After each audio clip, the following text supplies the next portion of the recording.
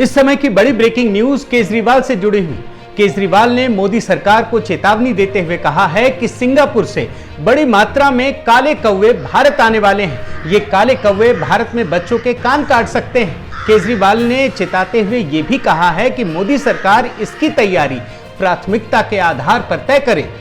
साथियों नमस्कार, मैं हरिश्चंद्र बर्णवाल। अभी जो आपने सुना उससे आप हैरत में पड़ गए होंगे, लेकिन भारत के न्यूज चैनलों ने मिलकर केजरीवाल के साथ कल एक सनसनीखेज न्यूज पैदा की, फेक न्यूज फैलाया और पूरे देश को भ्रमित करके रखा। मैं आपको एक उदाहरण के साथ ये पूरी की पूरी प्रक्रिया समझाने की कोशिश करता हूं। केजरीवाल ने एक ट्वीट किया। ट्वीट में उन्होंने लिखा कि सिंगापुर से एक काला कौवा आकर बच्चे का कान काट लेगा। बस चैनल उसके पीछे पड़ गए। हर कोई अपने अपने हिसाब से ब्रेकिंग न्यूज और तमाम चीजें चलाने लगा।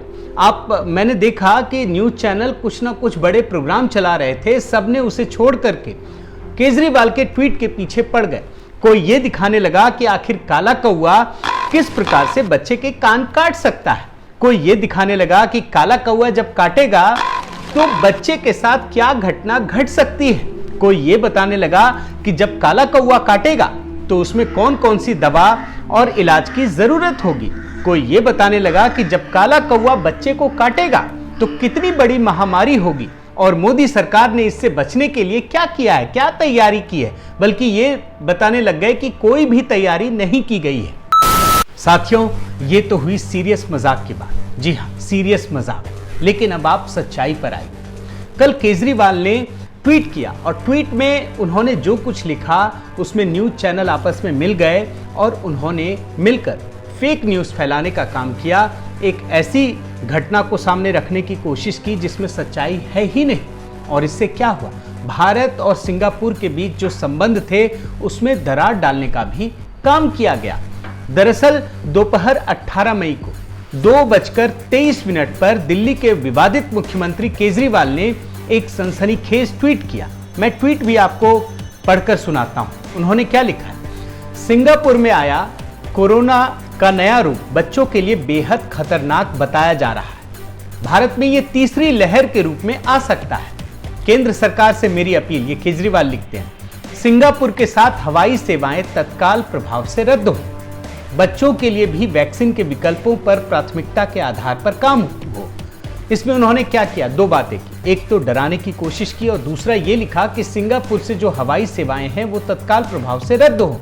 जबकि केजरीवाल को ये पता होना चाहिए कि पिछले कई महीने से, पिछले साल से ही सिंगापुर के साथ कोई हवाई यात्रा नहीं चल रही है। लेकिन चैनलों ने क्या किया? चैनलों ने इसकी सच्चाई जानने की कोशिश नहीं की। और मैं आपको एक एक चैनल की क्लिपिंग दिखाऊंगा जो अभी भी मौजूद हैं। सारे चैनल बंदर की तरह कूद पड़े। किसी ने इस खबर की गंभीरता को नहीं समझा। बस मसाला मिला और सनसनीखेज खबरें चलाना शुरू। हमने इस वीडियो को बनाने के लिए सारे चैनल के क्लिप्स को इकट्ठा किया है और वो सारे क्लिप अब भी अपलोडेड हैं। ये आप हमारे वीडियो में देख सकते हैं, जिसमें केजरीवाल के सनसनीखेज बयान को ही सिर्फ खबर बनाया गया है। उसकी सच्चाई तलाशने की कोशिश नहीं की गई है। ये एनडीटीवी का वीडियो है जो आप स्क्रीन पर देख रहे हैं। ये अब भी यूट्यूब में मौजूद है। केजरीवाल, उसने क्या कहा? एनडीटीवी ने केजरीवाल के ट्वीट का जिक्र करते हुए सिंगापुर वेरिएंट को लेकर लोगों को डराने की कोशिश की। एंकर ने कहा कि सिंगापुर का वेरिएंट बच्चों के लिए बहुत खतरनाक है। ये भारत में कोविड की तीसरी लहर का कारण बन सकता है। ये भी बताया गया कि केजरीवाल ने केंद्र सरकार से अपील की है कि सिंगापुर से आने वाली सारी फ्लाइट्स तुरंत बंद की जाए। ये एनडीटीवी ने कहा। इंडिया टीवी भी पीछे नहीं रहा, उसने भी केजरीवाल की खबर दिखाई। आप स्क्रीन पर देख सकते हैं। विस्तार से केजरीवाल के ट्वीट की जानकारी दी। उसने रिपोर्टर से भी बात की। रिपोर्टर ने बजाय कोई नई बात बताने के अपनी रिपोर्ट में डराने का काम किया। उसने ये नहीं बताया कि सिंगापुर से कोई फ्लाइट चल ही नहीं रही है, बल्कि उसने ये भी जोड़ दिया कि भारत सरकार की तो कोई तैयारी नहीं है, सिर्फ चिंता ही जताता रहा। ये कहा है कि हवाई सेवा तत्काल प्रभाव से बंद कर दिया जाए। आज तक ने तो पूरी डिबेट ही रख दी। देखिए जरा ये क्लिपिंग। क्या सिंगापुर स्ट्रेन सचमुच में इतना बड़ा खतरा बनकर सामने आया है? अब आप TV9 भारतवर्ष की इस क्लिपिंग को देखिए। इसमें सनसनीखेज जो केजरीवाल की जो सनसनीखेज खबर है उसको भी सनसनीखेज बना दिया गया। पूरी बात को विस्तार से मिर्च मसाला लगाकर बताया जा रहा है, लेकिन ये नहीं बताया जा रहा है कि आखिर सिंगापुर से कोई रेगुलर फ्लाइट्स तो चल ही नहीं रही है। बड़ी खबर, सिंगापुर में आया कोरोना का नया रूप, बच्चों के लिए बेहद खतरनाक। अब आप जी न्यूज को देखिए। जी न्यूज ने तो बाकायदा पूरी की पूरी स्टोरी चलाई है। ये बड़ी सी क्लिपिंग यूट्यूब में मौजूद है। उसने भी कोई जो सच्चाई है उसको नहीं बताया और केजरीवाल के ट्वीट को ही बार बार बताता रहा। और आप हैरान हो जाएंगे कि इनकी स्टोरी से भारत सिंगापुर के संबंध खराब हो सकते हैं। मैंने एबीपी न्यूज़ की भी क्लिपिंग निकाली है। ये क्लिप देखिए।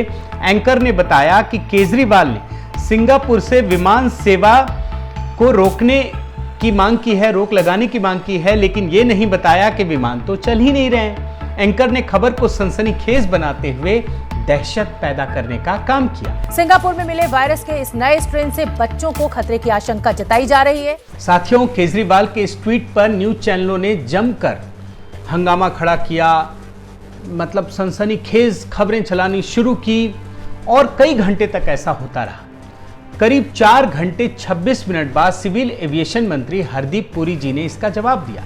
उन्होंने 6:49 पर ट्वीट किया और उन्होंने ट्वीट क्या किया ये भी आपको जानना जरूरी है। उन्होंने लिखा, केजरीवाल जी, मार्च 2020 से ही अंतर्राष्ट्रीय उड़ानें बंद हैं। सिंगापुर के साथ एयर बबल भी नहीं है। बस कुछ वंदे भारत उड़ानों से हम वहां फंसे भारतीय लोगों को वापस लाते हैं। ये हमारे अपने ही लोग हैं। फिर भी स्थिति पर हमारी नजर है, सभी सावधानियां बरती जा रही हैं। साथियों, हरदीप पुरी जी ने जब जवाब दिया तो न्यूज चैनलों ने इसको भी उठाया और दिखाना शुरू किया घंटों बाद। अब आपके मन में ये सवाल उठ रहा होगा कि जब अरविंद केजरीवाल ने कोई खबर बताई, कोई बयान दिया तो उसे न्यूज चैनल दिखाने लगे, हरदीप पुरी जी ने बताया तो वो भी दिखाने लगे। लेकिन सवाल ये है कि क्या अगर कोई फेक न्यूज़ देता है, फैलाता है, तो न्यूज चैनल उसे न्यूज़ के नाम पर दिखाता रहे या उसकी सच्चाई को भी पता करे, उस सच्चाई को भी दिखाए? क्या दिल्ली का मुख्यमंत्री केवल फेक न्यूज़ फैलाता रहेगा और भारत सरकार उसकी सफाई देते फिरती रहेगी? ये अपने आप में एक गंभीर सवाल है। यही नहीं, इस खबर से भारत सिंगापुर संबंधों पर भी असर पड़ा और इसमें केजरीवाल के साथ साथ मीडिया भी दोषी है। यहां तक कि देर रात भारत में सिंगापुर एम्बेसी को भी इसका खंडन करना पड़ा। और मैं आपको पढ़कर सुनाता हूं कि 14 घंटे, मतलब कल देर रात सिंगापुर एम्बेसी ने क्या लिखा है। There is no truth in the assertion that there is new Covid strain in Singapore. मतलब सिंगापुर एम्बेसी को भी इसका खंडन करना पड़ा।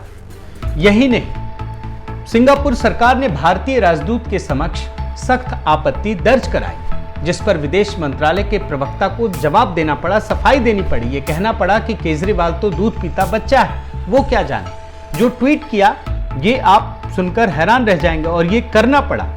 प्रवक्ता ने लिखा है कि Singapore government called in our high commissioner today to convey strong objection to Delhi CM's tweet on Singapore variant. High Commissioner clarified that Delhi CM had no competence to pronounce on COVID variants or civil aviation policy.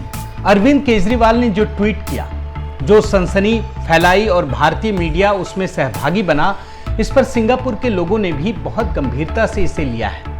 एक video viral हो रहा है जिसमें आप देख सकते हैं कि एक व्यक्ति ये बता रहा है कि अरविंद केजरीवाल जी, आपके बारे में पढ़ा और आपने जिस प्रकार से ये बातें कही हैं वो बहुत दुखद है। उसने ये भी बताया कि आपने इसको सिंगापुर वेरिएंट कह दिया, लेकिन सच्चाई ये है कि हम लोगों ने कभी इसको इंडियन वेरिएंट नहीं कहा। हम बहुत विनम्र है, हमारी सरकार बहुत विनम्र है। उसने ये भी सवाल पूछा कि सिंगापुर में तो कई देशों के लोग रहते हैं और हम अपने सभी विदेशी दोस्तों को गले लगाते हैं, लेकिन आप दिल्ली के मुख्यमंत्री होते हुए भी अपने देश को बदनाम ना करें। बल्कि उल्टा उन्होंने ये भी कहा कि आप सिंगापुर को तो कर ही रहे हैं, अपने देश को भी बदनाम कर रहे हैं।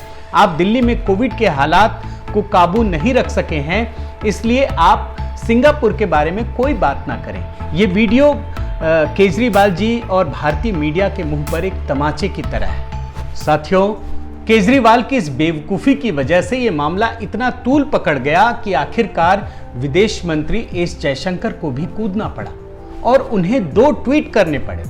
उन्होंने एक ट्वीट में ये बताया कि Singapore and India have been solid partners in the fight against कोविड-19। और उन्होंने सिंगापुर का जो एफर्ट है उसको अप्रिशिएट भी किया है।